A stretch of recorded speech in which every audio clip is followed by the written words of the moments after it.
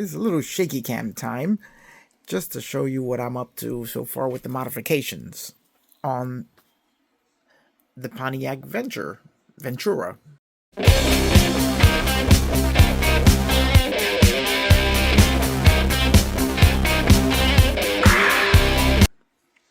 Now, I started with the chassis, and as you can see, the fuel tank's gone.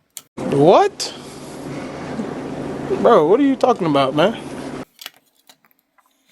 I cut it off using a razor saw. Basically my Tamiya razor saw here. Tamiya!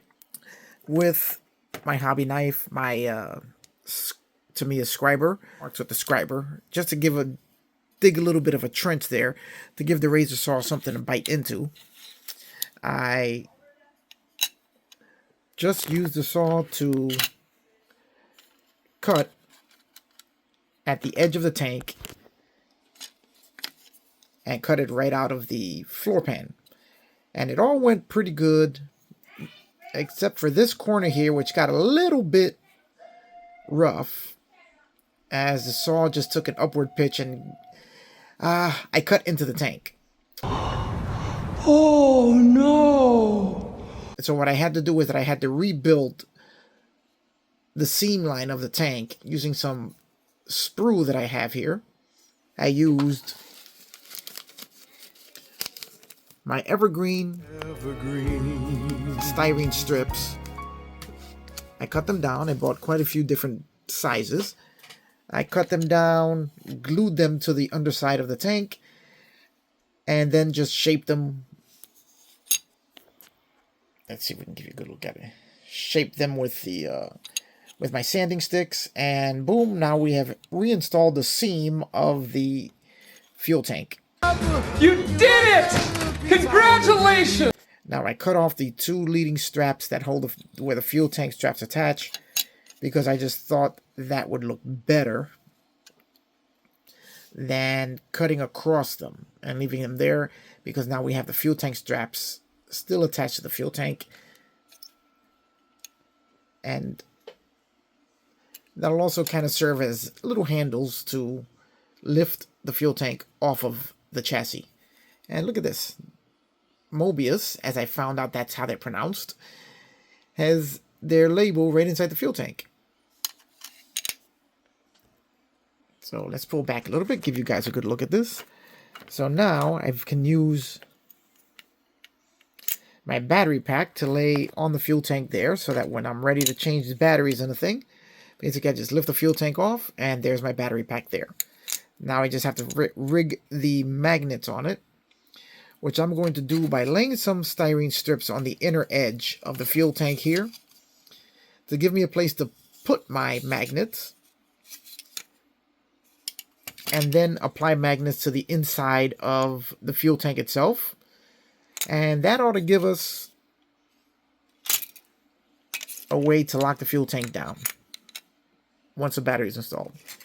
Now, the next thing I did was I cut notches in the firewall here, and this is where our wires are going to pass through to the rest of the vehicle to reach the trunk.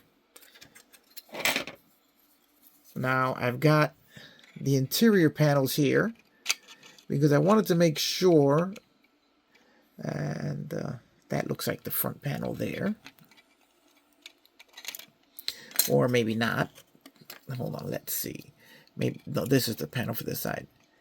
They peg in there, and I wanted to make sure that the notches that I made in the firewall were outside of the door panel, as the wires are going to travel through the outside of the door panel, come back in under the hatch shelf to reach here where the battery coin cell holder and power switch is going to be.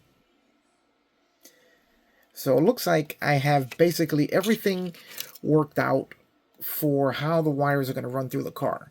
Now, my one issue is going to be figuring out how to get the wiring and the bulbs from inside the front bumper assembly, which I've already started to remove the mold lines, that these are gone here. And this is what it used to look like. Damn! So I've already removed the mold lines there, but I've got to figure out how I'm going to get the headlights, because I was planning on inserting the lights from the front into the rear bumper and then running the wires back. But then when it comes time for assembly, that's not really going to work, as they already have to be wired and into the car. All the wiring has to be laid into the car at the point before I assemble the body and then attach the front bumper. Because if once I put the body on this thing, I'm not going to be able to run the wires through. So that's my issue right now, and I'm working on that. These are my LEDs. That tiny little teeny tiny thing you see there is an LED. I think they call these nanos. And they're going to be here going through the radiator bracket, which of course I have to drill some holes there in order to make sure they come out through there. And then I have to figure out how I'm going to work with the pins behind here. I may just end up having to cut them off, and then I'll just glue the bumper to the car the old-fashioned way without using the pins. So we're still working on it, still making our modifications to the car.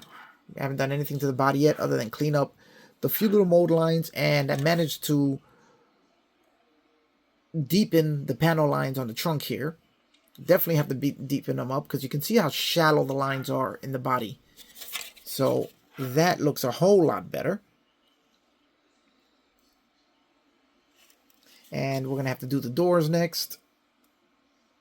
But overall, the body needs no other cleanup other than cutting off the brace here. I mean, it really is a really super clean mold. It is fantastic what they did with this. So that's the whole update right now. And as soon as I get a little further with this and figure out what I'm going to do with this front bumper, I'll be back with another update. All right, guys, we're back here at the bench. As you can tell, I've been a little bit busy by all the mess that's up here. And we're going to talk about what I'm doing right now with the gas tank. As you can see, as I showed you earlier, I cut out the gas tank, smoothed all the lines out, cleaned everything up, and now we have a perfect opening to install our coin cell battery in and out as we have to replace it. I'm using this coin cell battery holder that's got an on and off switch. So if I want to display the car on, I'll just basically pull it out, turn the switch on, and tuck it back inside and have all our lights going. Now, what I want to show you is how I'm going to hold the gas tank on. This is what I'm doing. I've cut pieces of sheet styrene. I've used my thickest sheet possible because I would have to drill into it in order to insert the magnet so I can have a secure mounting point for the magnets. So if you look here, this is one of my magnet brackets, I call it. Similar to this one here, making sure that I don't cover any of the mounting holes for any of the parts on the kit itself. So what I did was I cut a piece of my sprue. This is the really thick stuff. I don't remember where I put the rest of it, but as you can see here, it is quite thick.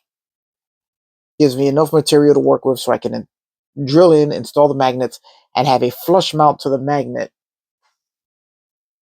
If you can see this here, it's flush with the floor pan of the car. So I've got one in this corner. I've got one in this corner. Now you may ask, why did I make such an odd shape for this side of the magnet holder? Well, that's because I want to make sure this is going to get cut down quite a bit. I don't really need all this material here, but I want to make sure I have quite a bit of material that I can glue in to reinforce the magnet so that I don't accidentally knock it loose as I'm installing the gas tank or pulling the battery holder up and down, because once it's put together, if I accidentally hit this and knock it in, it's pretty much done, because once the car is glued together, it's not coming apart again. So I cut my rough shape for the bracket, an approximate shape that I think could work, such as I did here. Wasn't going for neatness here. And because this will never be seen once the car is closed up, this will never be seen again. So I just have to cut it down to make sure that I'm not going to hit the body.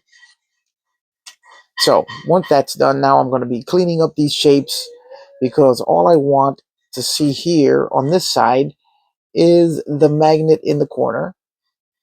And we'll have enough space. Want to make sure that we have enough space to get the light fixture in and out, which I think we should be fine the way it is, but I'm going to cut it down just a little bit more. So I'm just busy using my X-Acto knife, and it's going to make a cut here. And we're going to be cutting this down a little bit. Once we make this cut, we can just simply, well, no, we're going to have to go a little bit deeper in order to just snap it. As this is a very, very robust piece of plastic. I probably could have gone with a thinner piece, but I figured I would just use the thickest one possible so I'd have enough material to play with to mount the magnets. So let me just grab my little pliers here, and we're going to snap it. There we go. All right, so now we have our rough shape. Now we're going to do a little bit of cleaning up, because I just can't help myself. Even though nobody will ever see this part again, I can't help myself but want it to look 100%, professional. Which I know is a waste of time, but it's just me. So I'm going to keep doing my cutting and shaping. You guys can hang out and watch that, or go get a beer, or a soda, or whatever it is you guys want to drink. And we're going to time-lapse this so that you don't have to sit here and watch me do all of this. All right, let's cue the music and start cutting.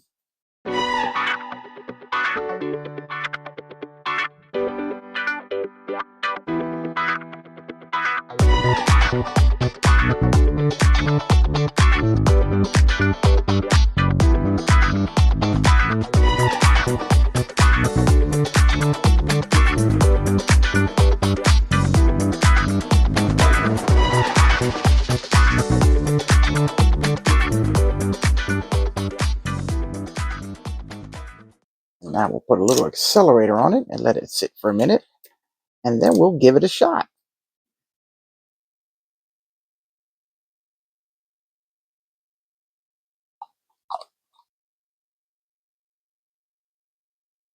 I'll let the accelerator work its way in there with some capillary action going on. Uh-oh.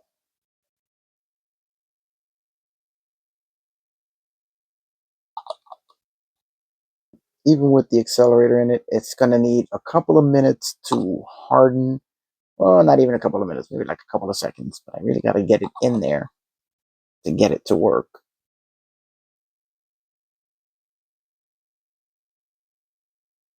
And I think that's going to do it. All right, guys. So now here we have our magnets installed and flush with the floor pan, even though this one seems I might have drilled it in a little deeper than the other one.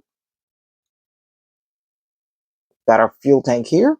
Now we're just going to look at that, guys. Look at that. That is perfect. Exactly what I was looking for. Now I did break one of the tabs here. That's going to be glued back on. And this is perfect. So now you can see where our brackets are holding the fuel tank on. The battery pack will be sitting right here. so that whenever we need to change our battery, we're just going to remove that, pull out the battery pack, change our battery, tuck it back inside, and slap our fuel tank right back on the pan. And it is strong enough that it is holding the battery, the weight of the battery in there. It is exactly what I was aiming for. So there you go, guys. That is, I think, the extent of the modifications on the chassis that we're going to be doing in order to run our wiring through the car. Because if you take a look at our side panels and door cards here, the wiring is going to run alongside the wheel well, through the gap that we cut in the firewall, down here behind the door cards, come back up around and into the trunk area where the battery compartment will be. And that looks like all that we are going to need to do to the chassis to have all of our wiring running through the car. Still haven't figured out how we're going to wire everything up exactly, but we're getting there. Right now we have our front bumper sitting in the bleach, dechroming. That's going to be in there a little while from what I'm seeing. It seems to be taking a bit longer than I would have hoped, but it is working. And now we just have to sit and wait for that, because the next step is going to be figuring out how to run these little teeny tiny LEDs. Let me see if I can give you guys a really good look at one of these LEDs. See that tiny little yellowish tip at the end there? That's the LED. Somehow getting in the car is going to be the easy part. Now that I have all of that lined up there, you can see the wire. If you can see it, it's a very small, thin little magnet wire running through here to the front of the car. Now the hard thing is going to be lining up the bulbs to enter the front bumper, as if body has to be attached to the chassis before the front bumper goes on. So I still haven't figured that part out. But guys, I guess this is going to be it for this video. Okay guys, still haven't gotten my whole lighting situation sorted out here for when I'm actually talking to you guys instead of just looking at the workbench.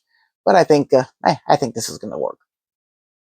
So here we go. We have the entire chassis figured out, and it's coming out really, really interesting. I love building kits from companies I don't have a lot of experience with, as it's a whole new adventure. So, and not just the same old thing. You get used to Revell kits; they're all made a certain way. You get used to MPC, even Tamiya kits, they all kind of built the same way. So you want to explore something new? This to me is new. I've never built anything like this from Moebius, which I just recently found out that's how it's pronounced, other than the Batman Bat Pod. And I'm really enjoying this so far. So anyway, guys, if you guys, next time you're shopping, go into one of the, if you can get near a hobby shop, and pick up something other than what the big box stores carry. Get into something a little bit different, and you're going to find that you're really going to enjoy it, because I'm really having a good time with this. So anyway, I'm going to go now. I'm going to end this video here because I've been yapping away a little bit too long. And as I'm figuring out what else I'm going to do, I'll be back on the next video with the next part of this build and our lighting adventure. See you guys on the next one.